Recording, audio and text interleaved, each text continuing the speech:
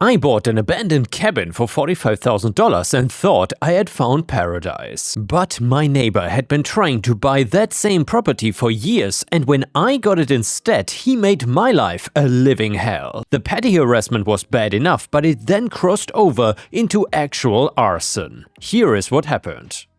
And the title story starts like this. I'd been working remotely for a few years and saving money, and I like the idea of living somewhere self-sufficient but not completely isolated. Around early spring of 2019, I found this small log cabin on 40 acres of land about an hour outside of a small town. The place had been sitting empty for almost a decade, with the previous owner having passed away without close family. Eventually, after years in probate, with no heirs willing to take it on, it ended up with the county for back taxes. After the required notice period, it went to public tax auction. I put in a bid of $45,000, which was basically all my savings that I was willing to spend on it. I didn't think I would get it, but I did. The roof needed some work, the well pump was shot and it had mice, but the structure itself was solid. It had solar panels, an old propane tank, and a basic septic setup. It was not perfect, but for me, it was practical. A few repairs and I could live there for cheap while fixing it up myself. I closed on it in March 2019 and started moving in immediately. By buying this property cheap, I could dedicate most of my savings into making improvements to the house instead,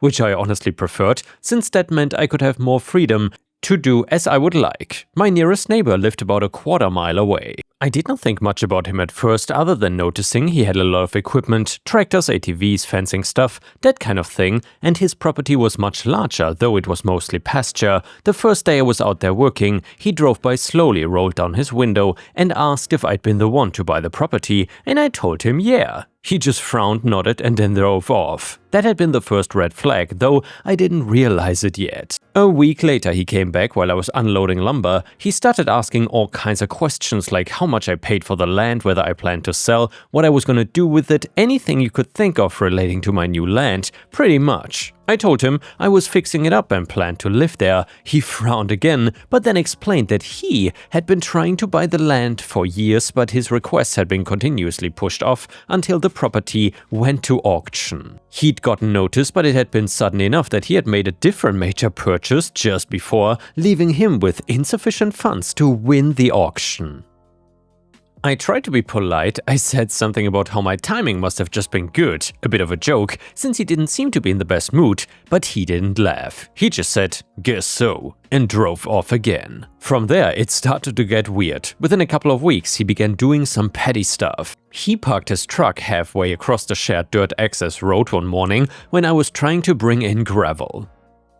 It was not technically his land, but it ran between our properties and he used it too. When I asked him to move, he acted confused and said that he was just taking a break, whatever that meant. Another time I found deep tire tracks through the edge of my lot where someone had driven through after the rain. I didn't see him do it, but the tracks led back towards his fence line. Then came the gossip around the nearby small town. The local hardware store clerk, who's friendly with everyone, casually mentioned something about how the neighbor had been saying that I was out there running some kind of illegal dumping site. Apparently he told people that I was burying trash and poisoning the creek because I had a compost pile and some scrap wood out back. Totally insane and obviously false. I laughed it off at first, but then one afternoon, a sheriff's deputy actually showed up responding to a complaint about so-called unauthorized dumping. He took one look, saw a couple bags of soil and some wood pellets, and apologized for wasting my time. He left without raising any fuss, but I had a bad feeling that I knew who was behind the sheriff taking a sudden interest in my property. Every time I thought about confronting him, I remembered the look he gave me that first day, like I had taken something away that belonged to him. I'll admit, I was a little wary, but I also was not gonna let him run me off my own land. I kept my distance and focused on the work that needed doing. By June, I had it looking halfway decent. I replaced the roof, got some fresh solar batteries installed, upgraded the old solar system, and even started a small garden. The well pump took some tinkering, but I got it working again. Living off-grids genuinely felt good. I would get up with the sun, work outside, cook over propane, and just exist. I had to haul water for the first month and I got the well sorted, and winters were going to be rough with just a wood stove, but that was part of what I signed up for. And by the way guys, just to quickly interject here, that kind of off-grid living, I'm curious, would you be interested in that kind of stuff too? Let me know in the comments, and while you're at it, please don't forget to give me a like and a comment because that would help me tremendously. Anyway, I rarely saw anyone except when I went into town for supplies. But then the harassment started getting bolder. One morning I woke up to find my mailbox smashed and the post bent over. Another day I came back from town and found the gate to my property open, the lock broken. I reported both incidents to the sheriff's office, but the deputy basically said unless I had proof or cameras, there was not much they could do.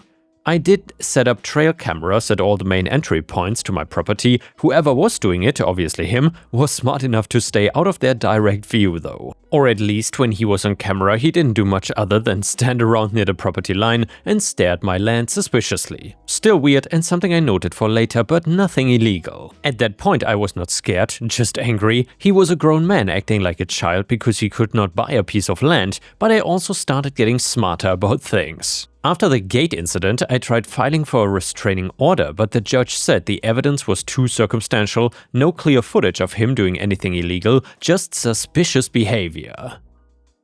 The judge suggested documenting everything and coming back if things escalated, and well, looking back, I wish I had pushed harder, but at the time I thought the legal system would protect me if I just followed the process. What the neighbor did not know was that after the judge turned down the restraining order, I'd gotten in touch with a local private investigator who specializes in property disputes. It was not cheap, but at that point I was genuinely worried things would get worse, and on his advice I installed multiple hidden cameras beyond my obvious trail cams, including one disguised as a bird feeder pointed directly at the access road and another one in a fake electrical box on a tree. These were higher quality than the trail cams and ran on a cellular connection that uploaded footage to cloud storage in real time. The last straw before things went really bad was when he parked an old hay baler in the middle of the road for 2 days, blocking delivery trucks from reaching my place. I had to call the sheriff to get him to move it. He played dumb again, said something about how it had broken down right there. The deputy who responded gave him a warning about obstructing the road, but nothing came of it. I could tell the local law enforcement was getting tired of our dispute, like they thought I was being oversensitive or that we were both just being difficult neighbors. That frustrated me more than anything. This guy was clearly escalating and nobody seemed to care. By late July 2020, I had plans to go visit family in the city for about a week. I had not seen them since before the pandemic started and I needed the break. Honestly, the constant stress from this neighbor situation was wearing on me. I didn't tell anyone locally where I was going. I'd learned to keep my business to myself after all the harassment, but here's the thing. I did deliberately mention my travel dates at the hardware store when I was picking up some supplies, speaking just loud enough that a couple of the regulars could hear. I knew how small towns worked. And well, word would get back to him within a day. If he was planning something, I wanted him to think that he had a clear window. And I wanted my cameras running. I just finished packing and I was planning to leave early the next morning when around 2 in the morning I got a call from my neighbor on the other side, an older woman named Martha who lives about a mile away. She said she could see a glow in the direction of my property and thought I should know. Her voice was shaking. I did not even think. I got dressed and drove out there as fast as I could. When I got close, I could see the glow from miles away. By the time I arrived, the fire department was already there and the cabin was completely engulfed in fire. The heat was so intense I couldn't get within 50 feet. I stood there watching everything I owned burn down. The solar panels were popping like firecrackers, the propane tank had already been shut off by the fire crew, thank God, or it could have been even worse. I stood there for what seemed like hours, watching them douse what was left of my house as deputies asked me questions about the situation, and the fire chief told me later it was definitely arson, some accelerant pattern starting near the porch, multiple ignition points, no lighting or electrical cause. They collected soil samples and searched through the wreckage for evidence, and the investigation in total took months. They interviewed everyone in the area, checked security footage from the gas station in town, and traced cell phone records. And by the way guys, just to quickly interject here, that's something I find super fascinating, how police is able to actually find out who started these fires. I think just a few weeks ago I saw an article that they now could pinpoint pretty exactly, I guess it's not 100%, but they were pretty sure who was the person that started these California wildfires. I think in the past this would not have been possible, but then again, it's still impossible to prevent, it seems, unfortunately. Either way, eventually they found that he had bought gas cans from a hardware store 2 towns over the day before the fire, paying cash, but the real breakthrough came from my hidden cameras. They were able to recover trail camera footage from my property that showed him walking onto my land at 1:47 a.m. carrying what appeared to be containers, though the cameras closest to the cabin had been deliberately disabled or repositioned beforehand. He had clearly scouted them out. But what he didn't know about were the hidden cameras I installed on the PI's advice. The bird feeder camera caught clear footage of his truck on the access road at 1:43 a.m. and the fake electrical box camera captured him walking past it carrying 2 red gas cans. Combined with the gas can purchase, his cell phone pinging off a tower near my property that night when he later claimed to be home asleep, and accelerant residue that matched the fuel type he purchased, they had enough for charges. I won't lie, when the detective showed me that footage, I felt vindicated. I had set this guy up perfectly without even breaking any laws. All I did was make sure I had good surveillance and let him think I was gone. He had done the rest himself. Insurance was a nightmare though. They initially tried to lowball the claim, arguing that my improvements on the property were not documented with permits or professional receipts. Since I'd done most of the work myself and paid contractors in cash for some projects, I had to fight hard. After providing my bank statements showing material purchases, before and after photos I had posted on social media, and testimony from the local hardware store owner about my regular purchases over more than a year, they eventually paid out a fair settlement for the structure and contents, minus the deductible. But even with lawyer fees added to the equation, I was still out about 15 grand when all was said and done. Still, I lost a lot. Tools, solar gear, personal stuff, things I'll never be able to get back or replace. My grandmother's killed, photos from college, a guitar I had since high school. The insurance money didn't bring any of that back. The legal process took over 3 years total. The investigation alone took 8 months and then another year. Court delays, continuances, defense motions to suppress evidence, and general legal back and forth dragged it out even longer. There were moments I thought it would never end, that somehow he would get off on a technicality or a plea deal. The prosecutor kept telling me to be patient, that they were building an airtight case. After all the legal back and forth, he finally got what he deserved, 4 years in state prison, and he was ordered to pay restitution of $47,000 for my losses that insurance didn't cover, the deductible, my personal belongings, lost equipment, and temporary housing costs while I was displaced. The prosecutor told me there's a realistic chance I'll probably never see that money since he has no significant assets, but the court can garnish any wages he earns after release. I'm not really holding my breath for that though. In the end, I rebuilt, I had to, and the first contractor I hired ended up having health issues and could not finish the job.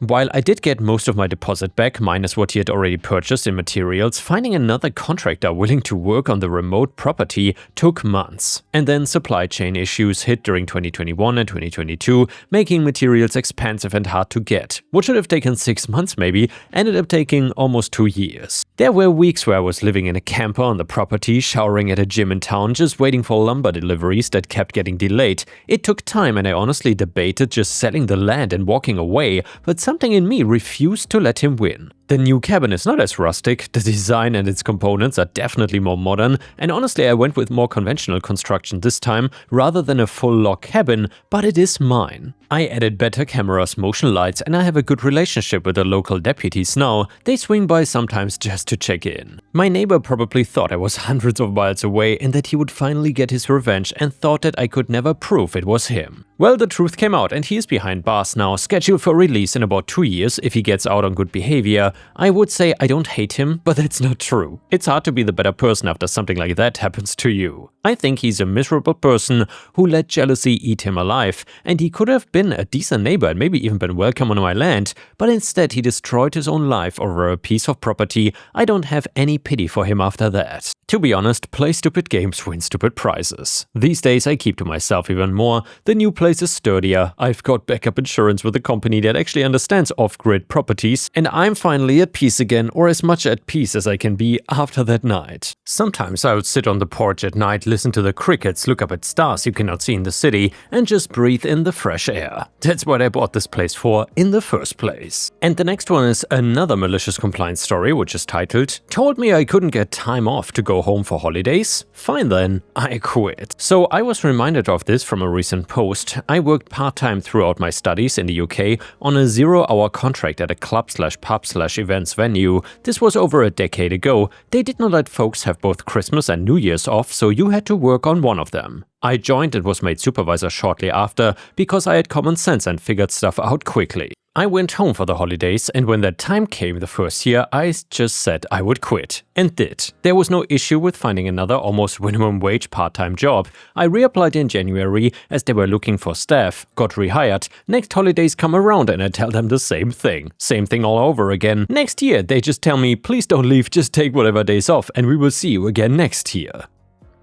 I'm also great friends to this day with my favorite GM from those days, though I went and got a job in my field. And the next one is a super funny petty revenge story that is titled Wronged SO Gets Revenge on Craigslist. Not me, but I got involved. I saw an ad on Craigslist for 45 free layer hens, chickens, right age and good breed. He is apparently moving for work and must get rid of quickly. Take a few or take all. So I call, the guy's irate. I get him talking because he is at his wit's end. So he tells me that his girlfriend found out he was cheating when she went through his phone, so she broke up with him and he thought that was that, but she started posting free stuff on Craigslist with his phone number. He's now getting tons of calls all day and night. Call anytime. As soon as he gets the post taken down, she posts another one with his phone number. One was a motorcycle he never even owned, like he never owned any chickens. Another one was free new fencing he cannot use. He lives in an apartment and a puppy he found. Share half a big house cheap. I'm out of town most of the time for work. Whenever he could get a post taken down, she would then post in a different category. He cannot change his phone number because it is a work phone. And the next one is another malicious compliance story. However, please let me know in the comments whether you enjoy r/malicious compliance or r/revenge, petty revenge and so on more. I'm very curious about what you have to say. In my first job, I worked in IT as an access and permissions administrator at a large company with significant technological debt. The environment included custom software dating back to the Windows 9X and even DOS area. Initially, the work was quite tedious, involving a lot of back and forth communication between multiple departments. We had to ensure that each employee had the necessary training and documentation to access data in the scope requested by their manager. Additionally, we needed approval from the manager of the department related to the system role in question. On top of that, the company's excessive paper-only bureaucratic workflow made the work go at a snail's pace. A single SAP account for a blue-collar worker required at least 3 forms signed by different people. The heads of departments responsible for signing those papers did not feel any urgency to send them to us quickly. A good example of this is when I, myself, waited over 2 weeks after being hired in the IT department before my first account was even set up. Until then, I only had a guest account that allowed me to access the main internal website with the company's procedures, regulations and other basic information. Up to this point, each signed form had to be physically delivered to us, which was agonizingly slow given that the company had multiple branches. So we decided to automate away the paperwork. Our first step was to allow the use of scanned documents. It was a partial success. While it eliminated the courier delays, management still required us to sign the physical copies afterwards, which we mass stamped at the end of each month. Well, the next step was to introduce a fully electronic workflow. We faced significant resistance from upper management, so we had to settle on a system that mostly replicated the existing paper processes. Despite this, it was a game changer. We created presets that managers could select and customize as needed using data from these customizations to create better fitting presets. We also developed workflows that automatically generated and assigned sub-tickets for necessary approvals and tracked how long it took, sending reminders if needed. And finally, we got an approval from HR to access layoff data to generate user block and removal tickets. Sometime after we rolled out the new system, the HR and payroll manager made a big fuss. She was furious that her team was still waiting weeks to get their permission and questioned whether all our work had been for nothing. That really struck a chord with me. Inside I was overjoyed, but I did my best to keep a neutral expression. At that time we were working on summary reports with burndown and bottleneck charts, and I already knew that tickets requesting HR and payroll access were spending over most of their lifespan waiting for her or one of her sub-managers to approve them. The manager immediately went on the defensive, claiming that she couldn't keep up with the amount of tickets. She then requested a change. She wanted any request from her employee to be automatically approved within the relevant scope of their sub-department. For example, a request for an HR worker to have full HR access and limited payroll access would be automatically approved for HR access but not for payroll, and vice versa. I was skeptical, but we're not exactly in a position to argue. I asked my boss to join the discussion and explained that the goal was to prevent overly permissive approvals that could lead to unauthorized access. I tried to convince her to brainstorm together potential edge cases before making a blanket approval, but she was already set on her decision and was not interested in discussing details. My boss shrugged and said it would be her responsibility. He told her to write up an official document outlining the change and we would proceed with the implementation. The only request we had was to include a line that each such request would still be created, assigned to as normal and marked as automatically approved by name of the main HR and payroll manager, decision. I uploaded the scan into our system and, anticipating that it would eventually backfire, made a photocopy to keep it handy in the top drawer of my desk. The original copy went to the archive. A few weeks later, she stormed into our room. The speed with which she flung open the door made it clear that she was furious. She demanded to know why we had granted full access to payroll data to her subordinate. I think it was the only time I ever heard anyone yell in the company. I calmly reminded her of her request to automatically approve in-department access requests. She was not having it though, explaining that one of her low-ranking subordinates from the payroll subdepartment had accessed the salaries of everyone in their department, including managers, and was unhappy with the paycheck disparity. Isn't that obvious that they shouldn't be able to do that? Well, yeah, to a human, but that decision was automated away by your request. I handed her a copy of the document she had signed, which instructed us to automatically approve any and all such tickets without exception. Immediately afterwards, she asked us to roll back the change while she wrote up another document to cancel the previous one. In the following days, she meticulously reviewed all those tickets and requested us to reduce access for several users. I have to admit, she did a thorough job and kept up a good pace in reviewing new requests, doing it daily instead of once every week or two as before. In the end though, we managed to distill a subset of permissions that could be approved automatically and proceeded to implement a similar approach with other departments. P.S. I don't know whether that payroll employee managed to get the raise, but I'm sure they were not fired, as we did not receive any tickets to block or remove any accounts from that department in the following months. And the next one is a very interesting petty revenge story, which is titled I got a little girl in trouble on purpose. So I have a 1-year-old son and we decided to go to the playground one day. On this day, a bunch of kids were there, among whom was a bratty 4-year-old or so girl who had a mean streak to her. My son, who didn't know any better, went close to her and she just tells him, "What are you doing here? You're not invited here." I agree, I kinda didn't like my son being bullied, but I figured he does not understand these things yet, and I did not want to be one of those sensitive helicopter parents who shield their kids from everything. So I just took my son and we played elsewhere. Later on, I see that her grandma was there, and it seemed like she's not one of those loosey-goosey grandmas, so while the girl was close to her grandma, and it dawned on me that I could bait her to be mean to my kid in front of Granny. So I placed my son close to her, since I figured out he wouldn't understand anyways, and it worked. The kid said, "You're not welcome here, go away." And her grandma heard it and she got in trouble. The grandma said they will now go home since she cannot be nice. She fought it but couldn't do anything. Part of it, I think, Granny just wanted to go home. And yeah guys, thank you for watching. I will see you again tomorrow and don't forget to subscribe if you haven't already.